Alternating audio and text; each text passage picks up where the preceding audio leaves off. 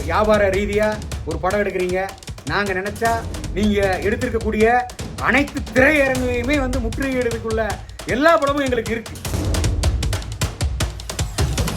எதில் போய் முடியும் அப்படிங்கிறத நாங்கள் சொல்கிறதுக்கு இல்லை. எங்கள் சமுதாயத்தில் இருக்கக்கூடிய எல்லா சமுதாய இளைஞர் பெருமக்கள் கொந்தளிச்சுக்கிட்டு இருக்காங்க.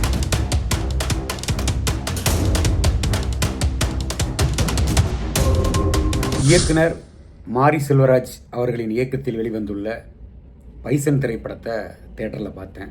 அருவா, கத்தி, துப்பாக்கி போன்ற ஆயுதங்களை வச்சு கொலை செஞ்சு எப்படி ஒரு தலைமுறை படுகொலியில் தள்ளப்பட்டு சீரழிஞ்சுக்கிட்டு இருக்காங்களோ அதை விட மோசமானது நீங்கள் இந்த கையில் எடுத்துருக்கக்கூடிய இந்த திரைத்துறை மூலமாக உங்கள் ஜாதி வெறியை காட்டக்கூடிய சூழல்கள். பைசன் அப்படிங்கிற அந்த திரைப்படத்தில் மனத்தி கணேசன் அவரோட கதையை தான் எடுக்கிறோம். அந்த கதையோடவே அந்த கபடி களத்தோட நீங்கள் அந்த கதையை கொண்டு போயிருந்தீங்க அப்படின்னா எல்லாருமே கண்டிப்பாக பாராட்டுவாங்க. கபடி கதைக்குள்ள நீங்கள் மரியாதைக்குரிய அண்ணன் வெங்கடேச பண்ணையாரோட குடும்பங்கள், தங்களுடைய சமுதாயம் சார்ந்து இருக்கக்கூடிய உங்கள் சமுதாய தலைவராக போற்றக்கூடிய பசுபதி பாண்டியன் அவர்களோட வரலாற்றெல்லாம் வந்து நீங்கள் அந்த கதையில் கொண்டு வரீங்க. அது எல்லாருக்குமே தெரியும், எல்லாரும் படம் பார்த்துருக்குறோம், புரியுது. அப்போ நீங்கள் உங்கள் சமூகத்தில் இருக்கக்கூடிய மறைந்து போன உங்கள் தலைவரை பற்றி படம் எடுக்கணுங்கிற மாதிரி இருந்தால் தாராளமாக எடுக்கலாம், அதுக்கு உங்களுக்கு உரிமை இருக்குது. அதே நேரத்தில் உண்மை நிலவரத்தை, அவர் வாழ்க்கையில் நடந்த உண்மை நிலவரங்களை நீங்கள் வெளியில் கொண்டு வந்திருக்கிறோம். நீங்கள் உங்கள் தலைவரோட வரலாறை வெளியில் கொண்டு வரணும்னு நினைக்கும் பட்சத்தில் நீங்கள் எங்கள் நாடார் சமுதாயத்தோட இருக்கக்கூடிய ஒரு சில தலைவர்களோட வரலாற்றை வேற ஒரு காரணமாக நீங்கள் உங்களுக்கு தெரியாமல், அதாவது நீங்கள் சொல்லக்கூடிய இந்த கதைக்களங்கள்லாம் நடக்கிறது வந்து 85, 89 அந்த காலகட்டங்கள் தான். நம்ம பசுபதி பாண்டியன் நாங்கள் எதாக இருந்தாலும் சரி, அண்ணன் வெங்கடேச பண்ணையாரனோட எதாக இருந்தாலும் சரி, சுபாஷ் பண்ணையாரனோட அப்பாவோட வரலாறுகள்லாம் வந்து முந்தைய காலங்கள். அப்போல்லாம் வந்து மாரி செல்வராஜ் இயக்குனர் அவர்கள் டவுசர் கூட போட்டிருக்க மாட்டீங்க. அப்போ உங்களுக்கு வந்து அந்த கதைக்களத்தில் உண்மையிலே நிஜத்தில் என்ன நடந்துச்சுங்கிறது உங்களுக்கு தெரியறதுக்கே வாய்ப்பு இல்லை.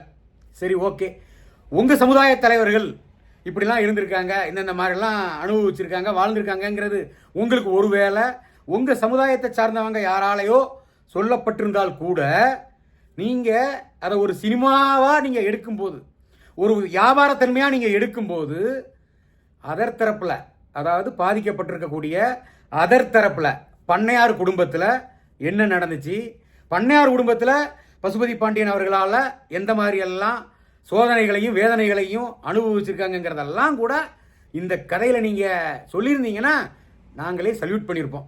ஆனால் அதை நீங்கள் சொல்லலை. நீங்கள் உங்கள் சமுதாயம் சார்ந்து இருக்கக்கூடிய தலைவர் பசுபதி பாண்டியன் அவர்களை மிகைப்படுத்தி நீங்கள் சொல்கிறீங்க. அதே நேரத்தில் இப்போ உங்கள் தலைவர் பசுபதி பாண்டியன் அவர்களுக்கு என்னென்ன காவல் நிலையங்களில் எந்த மாதிரியான வழக்குகள்லாம் இருக்குது அப்படிங்கிறதையும் நீங்கள் சினிமாவில் கொண்டு வந்திருக்கணும், காமிச்சிருக்கணும். அதே நேரத்தில் ஏன் பண்ணையார் குடும்பத்துக்கு மட்டும்தான் பசுபதி பாண்டியன் அவர்கள் வந்து வேற மாதிரி இருந்தார் அப்படிங்கிற மாதிரி தான் நீங்கள் இந்த படத்தில் கொண்டு வந்திருக்கீங்க. நிஜத்தில் அப்படியா? அப்படி இல்லையே. பசுபதி பாண்டியன் அவர்களுக்கு அவர் சார்ந்து இருக்கக்கூடிய சமூகத்தில் இன்னைக்கு மிகவும் பிரபலமாக இருக்கக்கூடிய ஜாதிய தலைவர் கூடவே வந்து மோதல்கள் இருந்திருக்கு, பகைகள் இருந்திருக்கு. அதெல்லாம் ஏன் நீங்கள் திரையில் காமிக்கல? அப்போ உங்கள் சமுதாயத்துக்குள்ளே இருக்கக்கூடிய தலைவர்களை நீங்கள் நல்லவங்க மாதிரி நீங்கள் காமிச்சுக்கிடணும். மற்ற சாதிக்காரங்களை நீங்கள் நினைக்கக்கூடிய கதைக்களத்துக்கு தகுந்த மாதிரி நீங்கள் கொண்டு வந்தீங்கன்னா இதை பார்க்கக்கூடிய இருக்க ஜெனரேஷன், அப்போ தேவேந்திர குல மக்களுக்கும் நாடார் சமுதாய மக்களுக்கும் இந்த மாதிரிலாம் வந்து பிரச்சனைகள் இருந்திருக்கா? அப்போ இது இந்த ஒரு 2 குடும்பத்துக்குள்ளே உள்ள ஒரு பிரச்சனை ஒரு சமுதாய ரீதியாக எந்த அளவுக்கு ஒரு தாக்கத்தை வேற மாதிரி கொண்டு வந்திருக்குங்கிற மாதிரி எல்லாம் நீங்கள் காமிச்சிருக்கீங்க. இதை மிகவும் வன்மையாக நான் கண்டிக்கிறேன். இது வந்து நாடார் சமுதாய இளைஞர்கள் மத்தியில் உண்மையிலேயே ஒரு கொந்தளிப்பை உருவாக்கிக்கிட்டு இருக்கு. நாடார் சமுதாயத்தினர் எல்லா சமுதாயத்தோட ஒரு அண்ணன் தம்பியாக எல்லாருக்கிட்டையும் பழகிக்கிட்டு இருக்காங்க, நட்பு பாராட்டிக்கிட்டு இருக்காங்க. இப்படி இருக்கக்கூடிய சூழலில் நீங்கள் வந்து இது போன்ற இந்த காலகட்டத்துக்கு தேவையில்லாத, அதுவும் பொய்யான கதையை நீங்கள் திரைக்கதையில் கொண்டு வந்திருக்கிறத ஒருபோதும் ஏற்றுக்கொள்ள முடியாது. உங்களுக்கு உண்மையிலேயே உங்கள் சமுதாயம் சார்ந்து இருக்கக்கூடிய பசுபதி பாண்டியன் அவர்களோட வரலாற்றை எடுக்கணுங்கிற மாதிரி இருந்தால் எதிர்த்தரப்பில் இப்போ பண்ணையார் குடும்பத்தில் என்னென்ன மாதிரி நடந்திருக்குங்கிறதெல்லாம் நீங்கள் நேரடியாகவே அண்ணன் சுபாஷ் பண்ணையார் அண்ணெல்லாம் உயிரோட தானே இருக்கிறாரு. அழகாக அவர்கிட்ட நீங்கள் அப்பாயின்மெண்ட் கேட்டிருக்கலாம். எங்களை போன்ற ஆட்கள்கிட்ட கூட்டிகிட்டு போங்கன்னு சொன்னால் நாங்களே கூட்டிகிட்டு போக போகிறோம். நீங்கள் என்ன நடந்ததுங்கிறத தெரிஞ்சு நீங்கள் அழகாக படமாக எடுத்திருந்திருக்கலாம். பொய்யா, அதாவது உங்கள் சமுதாயத்தை சார்ந்த தலைவர் மட்டும்தான் மாவீரர் அப்படிங்கிற மாதிரியும், எங்கள் சமுதாயத்தில் இருக்கக்கூடிய தலைவர்கள்லாம் வந்து ஏதோ கூலிப்படைக்கும் போலீஸ்காரங்களால் தேவையில்லாமல் கொல்லப்படுற மாதிரிலாம் நீங்கள் காமிச்சிருக்கீங்க. அது தவறு. இந்த கதைக்கு தேவையில்லாத நீங்கள் கொண்டு வந்திருக்கீங்க.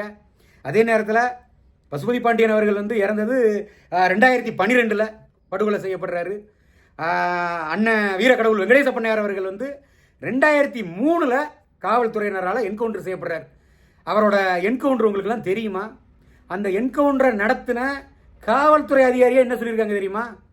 உண்மையிலேயே தான் சாக போகிறேன் அப்படிங்கிறது அவருக்கு கண்ணு முன்னாடி தெரிஞ்சதுக்கு அப்புறமா, போலீஸ்காரங்க சுற்றுவாங்கன்னு தெரிஞ்சதுக்கு அப்புறமா நெஞ்சை நிமித்தி உட்கார்ந்து போலீஸாரால் சூடப்பட்டு செத்தார். இதெல்லாம் உங்களுக்கு தெரியுமா? உங்களுக்கு எதுவுமே தெரியாமல் உங்கள் சமுதாய தலைவரை வந்து நீங்கள் மிகைப்படுத்தி காட்டணுங்கிறதுனால ஒரு மாற்று சமுதாயத்தில் இருக்கக்கூடிய தலைவர்களையும் சரி, ஒரு சில குடும்பத்தாரோட குடும்ப பிரச்சனையை நீங்கள் சினிமாவில் காட்டுறோன்னு சொல்லி தேவையில்லாமல் மீண்டும் ஒரு ஜாதிய மோதல்களை ஊக்குவிக்கக்கூடிய வகையில் தொடர்ந்து நீங்கள் செயல்பட்டுக்கிட்டு இருக்கீங்க. நீங்கள் இதை தயவு செய்து நிறுத்திக்கிடணும். ஏன்னா ஒரு வியாபார ரீதியாக ஒரு படம் எடுக்கிறீங்க. நாங்கள் நினச்சா நீங்கள் எடுத்திருக்கக்கூடிய அனைத்து திரையரங்கையுமே வந்து முற்றுகையிடுறதுக்குள்ள எல்லா படமும் எங்களுக்கு இருக்குது. ஆனாலும் நாங்கள் அப்படி அதை உங்களோட வியாபாரத்தன்மையை முடக்கணுங்கிறது எங்களோட நோக்கம் கிடையாது. நீங்கள் செஞ்சுருக்கக்கூடிய தவறை நீங்கள் உணரணும். வந்து எதில் போய் முடியும் அப்படிங்கிறத நாங்கள் சொல்கிறதுக்கு இல்லை. எங்கள் சமுதாயத்தில் இருக்கக்கூடிய எல்லா சமுதாய இளைஞர் பெருமக்கள் கொந்தளிச்சுக்கிட்டு இருக்காங்க. உண்மையிலேயே பொய்யா உங்கள் சமுதாய தலைவரை மாவீரங்கிற மாதிரியும் எங்கள் ஆட்களை என்னமோ வந்து கூலிப்பட ரவுடிங்கிற மாதிரியும் சித்தரிக்கிறத வந்து நாங்கள் ஏற்றுக்கொள்ள முடியாது. தவற மாரி செல்வராஜ் அவர்கள் திருத்தி கொள்ள வேண்டும். நீங்கள் திருந்தலை அப்படின்னா நீங்கள் கண்டிப்பாக திருத்தப்படுவீர்கள் அப்படிங்கிறதையும் இந்த நேரத்தில் கூற கடமைப்படுறேன். அதே நேரத்தில் தமிழக அரசும் சரி, இந்த திரைத்துறை சார்பாக இருக்கக்கூடிய இதை கண்காணிக்கக்கூடிய குழுக்கள்லாம் வந்து தணிக்கை குழு இதெல்லாம் வந்து கண்காணிக்கணும்.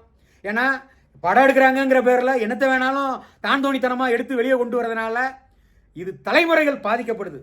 ஒருத்தன் அருவா எடுத்து கத்தி எடுத்து துப்பாக்கி எடுத்து கொல்றதை விட இந்த சினிமாங்கிற ஒரு பேர் ஆயுதத்தை வச்சு ஈஸியாக என்னத்தை வேணாலும் செய்ய முடியும் அப்படிங்கிறதெல்லாம் தணிக்கை குழுவுக்கு தெரியும்.